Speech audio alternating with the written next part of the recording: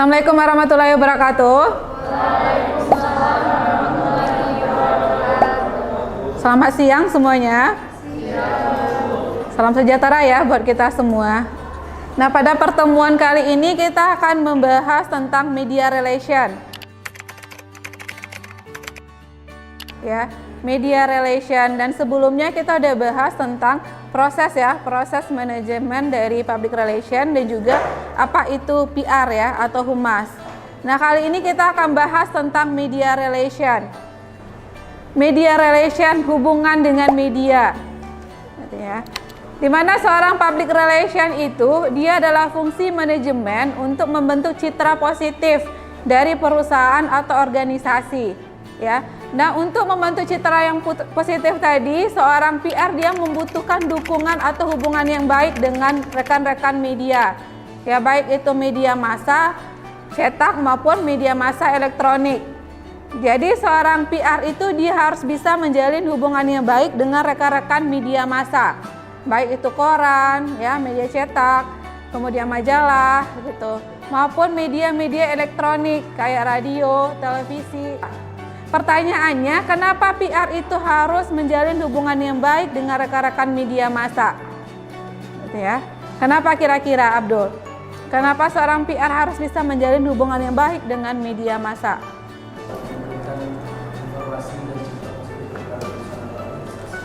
Iya, bagus ya. Jadi memberikan informasi ya dan citra yang positif bagi organisasi, gitu.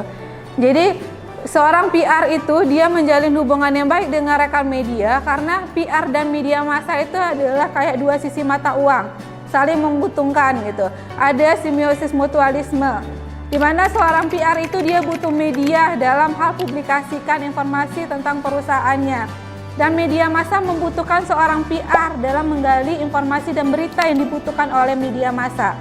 Jadi antara PR dan media itu dia adalah simbiosis mutualisme ya. Kayak dua sisi mata uang saling menguntungkan ya. Hal-hal penting yang harus diketahui PR tentang media massa. Nah, karena dia ingin menjalin hubungan yang baik dengan media massa, seorang PR harus mengkaji atau melihat hal-hal penting tentang media massa. Yang pertama itu adalah the editorial policy-nya. Apa aja kebijakan dari media massanya, kemudian apa visi misi dari media massanya gitu. Kenapa kalau misalkan si PR-nya ini bergerak di bidang bisnis, dia akan menggunakan media massa yang mempublikasikan tentang bisnis gitu atau majalah bisnis gitu. Kemudian yang kedua itu adalah frequency of publication-nya. Jadi seorang PR itu dia harus melihat berapa frekuensi dari media massanya, terutama media massa cetak koran gitu ya. Frekuensinya apakah dia publikasinya itu harian, mingguan, atau bulanan. Jadi seorang PR harus tahu frekuensi dari media massanya dalam publikasikan gitu. Kalau misalkan si PR-nya ingin memberitakan informasi yang untuk minggu depan gitu ya, berarti carilah media yang frekuensinya itu adalah mingguan. Perhatikan juga copy date-nya, copy date dari media massanya gitu. Copy date di sini di mana tanggalnya, tanggal publikasi dari media massanya gitu. Kalau misalkan si PR-nya ini menginformasikan informasi yang akan datang gitu ya, tapi copy date dari medianya itu adalah tanggal sebelumnya, berarti itu tidak up to date lagi gitu ya. Jadi harus diperhatikan copy date-nya dari media massanya, tanggal dia mau publikasikan. Kemudian printing prosesnya. Seorang PR juga melihat gitu apa printing proses dari si media massanya. Bagaimana jenis kertasnya gitu. Kemudian bagaimana tata letak dalam printingnya gitu. Apakah landscape gitu ataukah koran yang panjang gitu. Itu diperhatikan juga oleh seorang PR. Kemudian hal penting selanjutnya itu adalah circulation area-nya. Circulation area di sini di mana seorang PR ini harus melihat media massa ini publikasinya apakah taraf nasional, internasional, atau regional. Kalau misalkan PR ini perusahaannya bergerak di bidang yang sifatnya nasional, dia pilihlah media massa yang sifatnya itu nasional gitu. Tapi kalau cuma daerah regional, kota aja gitu ya, pilihlah media massa yang publikasinya itu di regional aja gitu. Contohnya aja kayak Semen Padang gitu ya.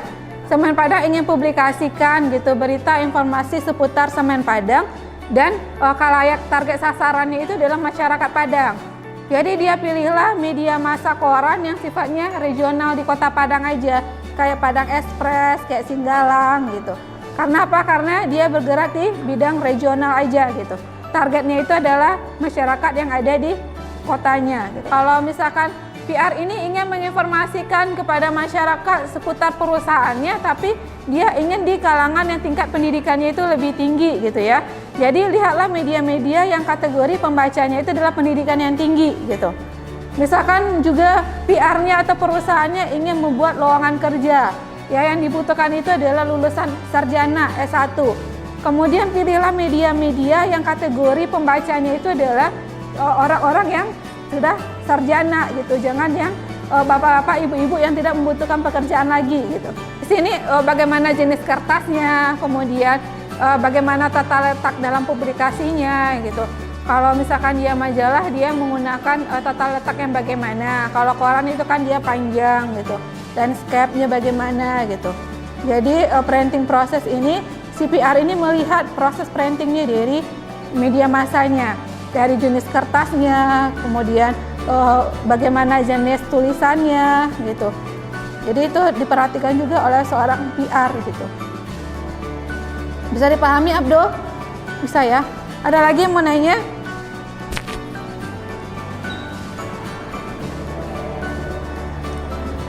Kalau nggak ada, kita next ya.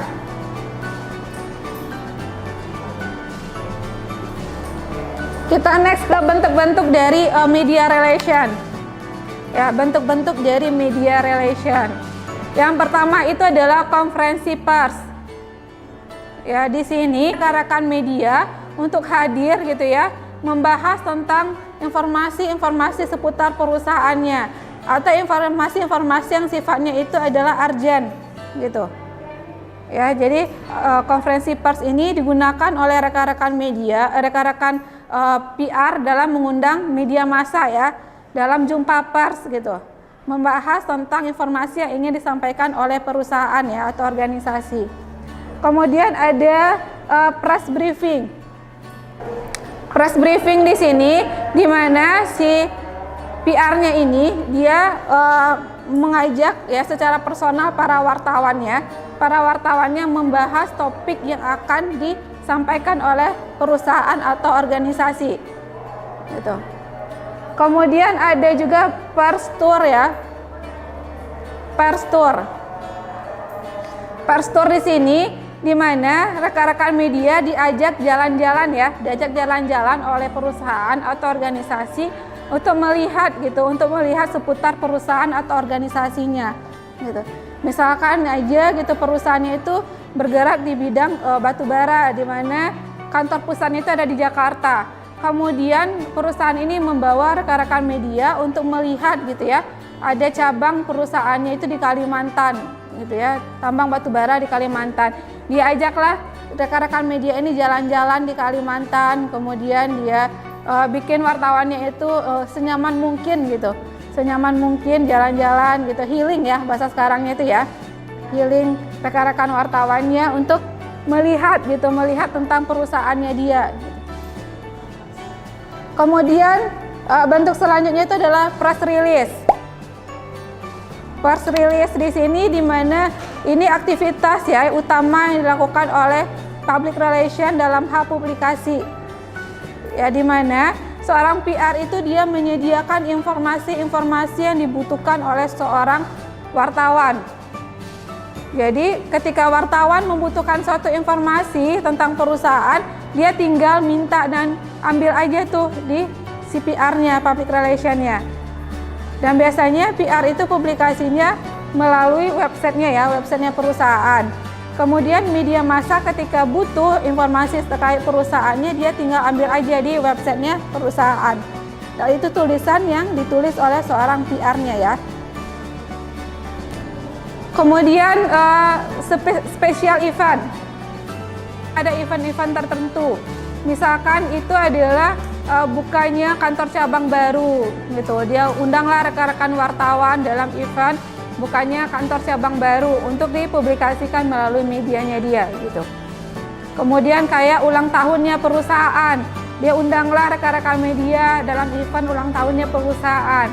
Nah, tujuannya tetap sama, ingin informasi tentang perusahaannya itu dipublikasikan melalui media massa. Kemudian ada aktivitas selanjutnya itu adalah press launch, ya, press launch, ya, press launch di sini adalah PR ini mengajak rekan-rekan wartawan untuk makan siang, lunch ya, untuk makan siang. Jadi di waktu-waktu tertentu dalam melobi rekan-rekan wartawannya, seorang PR itu mengajak wartawan untuk makan siang bareng gitu. Tujuannya apa? Untuk menjalin hubungan yang baik tadi gitu ya, agar informasi-informasi yang disampaikan itu juga bernada positif gitu ya. Kemudian ada wawancara pers. Wawancara pers di sini beda halnya dengan konferensi pers ya. Kalau wawancara pers di sini dia sifatnya lebih personal. Jadi ketika wartawan dia ingin butuh informasi terkait perusahaannya, dan dia biasanya minta informannya secara personal. Dan biasanya face to face 2 orang saja gitu. Ya, bisa dipahami ya tentang wawancara pers dan bentuk-bentuk dari media relation. Ada yang mau ditanyakan dulu? Nah, kenapa nggak wartawan aja yang menyediakan? Yang nggak menyediakan informasinya, gitu. Iya, kayak saya bilang tadi, antara wartawan atau jurnalis dengan PR itu kayak 2 sisi mata uang, simbiosis mutualisme, gitu. Kenapa gitu nggak wartawan aja yang cari informasi, gitu? Terkadang si PR ini dia juga butuh media dalam hal publikasi untuk membentuk citra positif dari organisasi atau perusahaannya dia gitu. Makanya gitu, nggak selalu wartawan yang mencari informasi, tapi terkadang juga atau seringnya juga PR mencari media untuk hal publikasi gitu.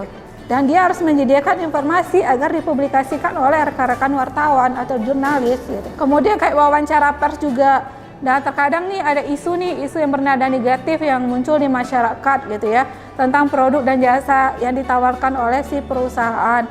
Kemudian untuk menapis isu ini, kadang wartawan butuh informasi nih ke perusahaan, apakah benar tentang isu ini gitu. Dan dia minta wawancara pers. Wawancara pers secara personal, di mana wartawan butuh informan gitu, informan mencari tahu apakah isu ini benar atau tidak gitu. PR butuh media dalam hal publikasi dan wartawan butuh informasi ya dari si public relation. Bisa dipahami? Bisa ya? Ada lagi yang mau nanya?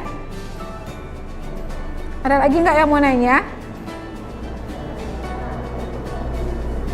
Kita next ke prinsip umum untuk membina hubungan pers yang baik. Ya, yang pertama itu memberikan pelayanan kepada media. Jadi seorang PR itu harus melayani media massa. Ketika medianya itu butuh informasi ya, PR-nya harus siap sedia kapanpun dan dimanapun gitu. Karena itu bentuk pelayanannya kepada media massa. Kemudian menegakkan reputasi agar dapat dipercaya. Jadi seorang PR juga harus membentuk reputasi perusahaannya dan dirinya agar dapat dipercaya oleh rekan-rekan media. Karena apa? Karena dia ingin menjalin hubungan yang baik dan relasi yang baik dengan rekan-rekan media. Kalau reputasinya sudah jelek, rekan-rekan media juga tidak mau gitu ya bekerja sama dengan PR-nya atau perusahaannya. Kemudian PR itu harus memasuk naskah informasi yang baik, gitu ya. Walaupun dia seorang PR, dia harus bisa juga menulis informasi-informasi yang baik, ya, informasi-informasi yang ada nilai beritanya gitu. Ya, tentang 5W1H layaknya seorang jurnalis, CPR juga harus bisa. Di sini harus menyediakan fasilitas yang memadai. Ya, fasilitas yang memadai ketika ada konferensi pers, ya PR-nya harus menyediakan fasilitas yang memadai dari segi ruangannya, kemudian dari mikrofon dan segala macamnya harus disediakan oleh seorang PR. Kemudian harus membangun hubungan yang personal dengan media. Jadi seorang PR ini harus membangun hubungan yang sifatnya personal ya, personal dirinya dengan rekan-rekan media, pribadi gitu, hubungan pribadi yang baik dengan rekan media layaknya berteman yang baik gitu. Bisa dipahami tentang media relation ini? Bisa Bu? Bisa ya. Media relation itu adalah hubungan